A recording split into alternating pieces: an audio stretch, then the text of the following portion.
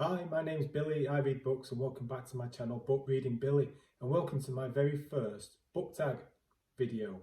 And this tag is to judge a book by its cover tag created by Madison from the channel Madison Goodyear.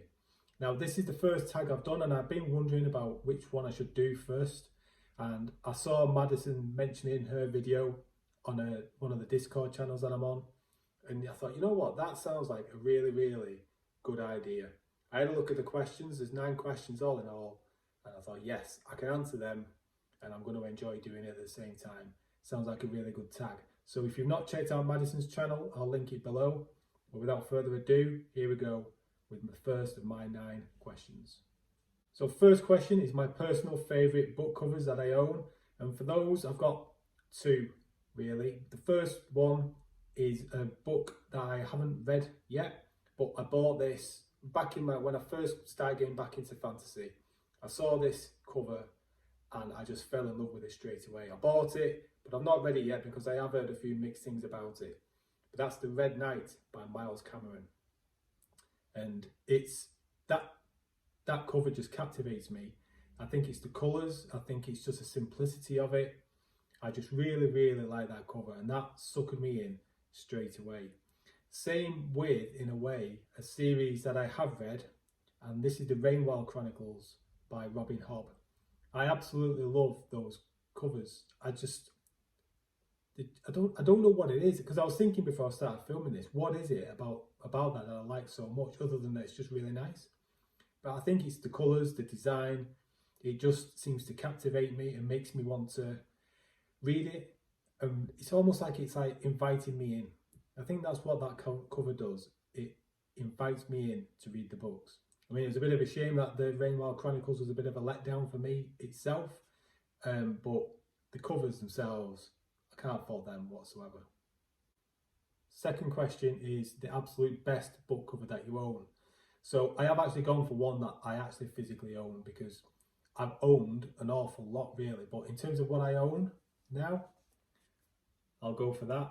Red Country by Joe Abercrombie. This reminds me, I get the same feel for this as I did with the Rainwell Chronicles. And obviously it is a different design, isn't it? This has got a knife on it, it's got that map on it and everything like that, but it gives me that same feeling. That same feel when I read it. Almost like, I don't know, it's like it's almost, I don't know. I was going to say something then that would have sounded stupid. Almost like it's, I'm going to say, it's almost like it's a diary almost. Not a diary, but like a leather bound or parchment bound volume of a story because of that cover. I think that's what it is that makes me like it so much. It wants to invite me in to read and find out what's in between the pages. So yeah, I love that cover. And that brings us on to the worst book cover I own. Now, oh God, I was so disappointed when I got this. I subscribe to Brian Lee Durfee's channel. Brian Lee Durfee, author of The Forgetting Moon and The Blackest Heart, both published by Simon & Schuster Saga Press. That Brian Lee Durfee. And he reads lots of other books other than fantasy or science fiction. He reads all manner of things. And there's sometimes he'll talk about something and I'll think, you know what, I'll give that a go. And that was the case with this. I got it on eBay. It's one of those where it's from a reputable seller. There's no picture, but it's the story I'm going for. And when it arrived, oh my word. North and South by John Jakes. Now, I got this because Brian was talking about it, raving about it, about the American Civil War, and being from England, I don't know a massive amount about the American Civil War. I know bits, but I was thinking that would be a really interesting series to read, something completely different really. But that cover just, I've nearly unhauled this a few times just because it just puts me off. Really puts me off. I mean, who are those people? I don't even know when was this published, because this must be the 1982, copyright 1982. Doesn't say when this was published, but it just looks cheesy as hell. It puts me off. I may very well unhaul it. Sorry, Brian. Fourth question is the coolest book cover I have that features a weapon. And I'm going back with Joe Abercrombie. Look at that weapon. That's a big, nasty axe with blood and a map on that cover that I like. It improves on that other cover because it's got a bigger weapon and it's got more blood on it on a map. And it's called The Heroes, which is in red, and it's just awesome. So it's just brilliant. I was going to choose, I very nearly went for The Pariah by Anthony Ryan. So with that cover, I've not read that book, I've got it on digital, but just the name The Pariah, it's not a name, it's not a word you often hear much these days. And on the cover you've got this mysterious figure with his hood up, with the sword across his lap. It just intrigues me as to who this pariah is and who this character is. But they look like a bit of a badass anyway, so it intrigues me as well, that cover. But let's face it, that's going to lose out to that Joe Abercrombie cover every day of the week, really.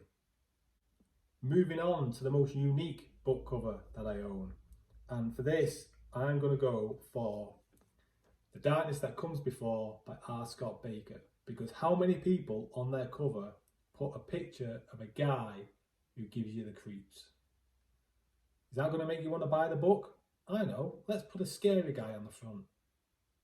That does give me the creeps. I've said that before in another video. Creeps me out. And the other books in that series as well have a guy on with a weird face looking at you. It's almost like, I don't know, I might be reading too much into that, but I see that and I think that's like a window into someone's soul.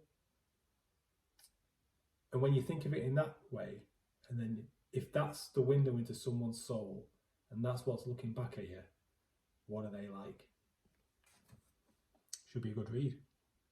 The next question is about a book where the cover lived up to the hype and captured the vibe of the story. So I'm going to go for The Bear and the Nightingale by Catherine Arden.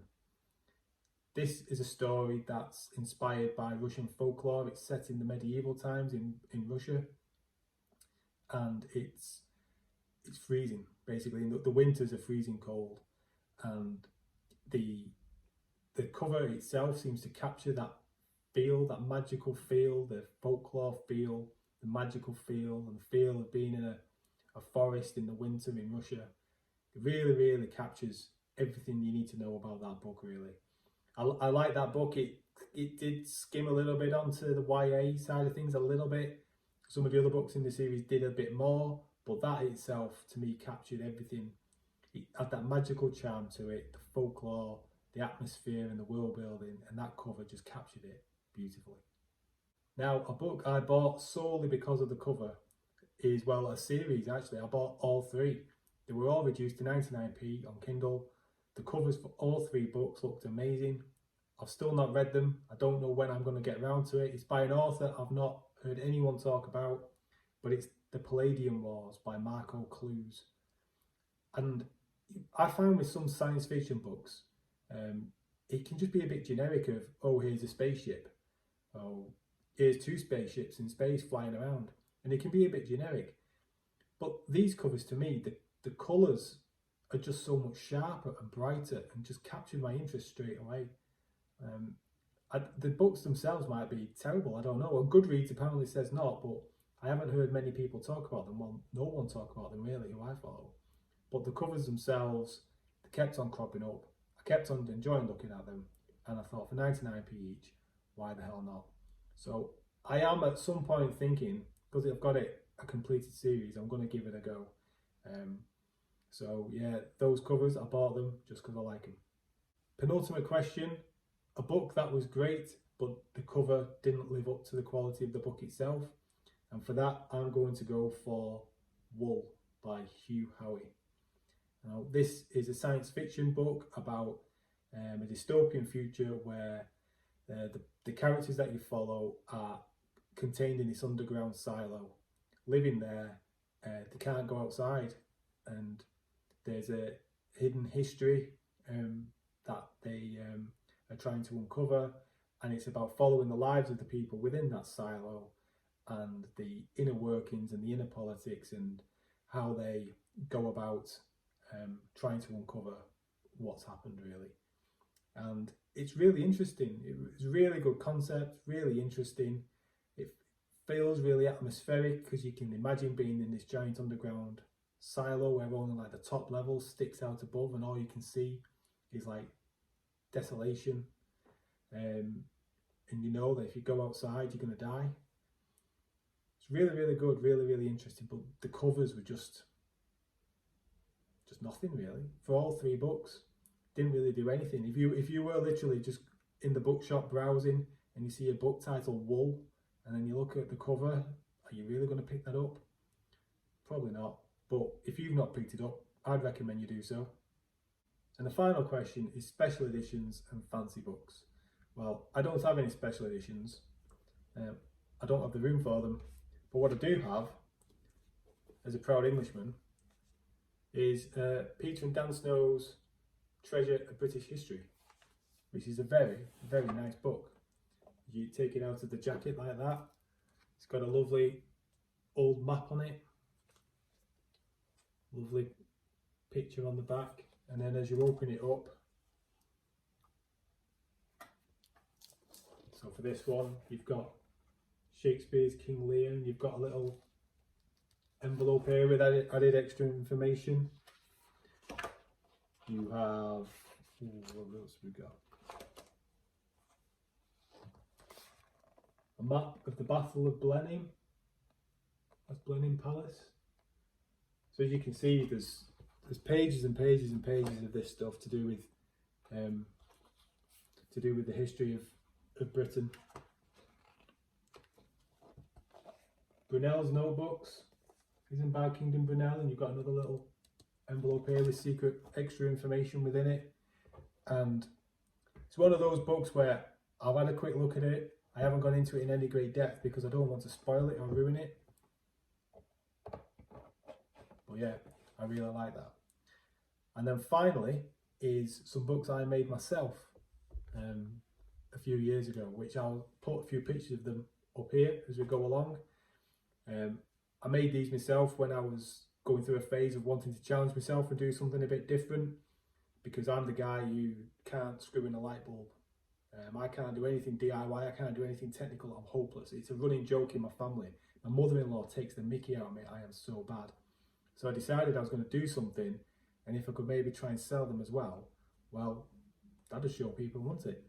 So I started doing these, and I sold a couple, sold a few. That one sold for £35 in a charity auction for the RSPCA. Obviously I didn't make any money out of that, it all went to charity, but it was really, really good. I don't really do them much more, but it's a great way of handling books and making something pretty out of them. So what did you think of that? Feel free to join in and do this tag yourself. I'm not going to tag anyone in particular, but Madison, thank you very much for coming up with this tag that you created yourself. I hope you liked it, and I'll see you again in the next video. Bye.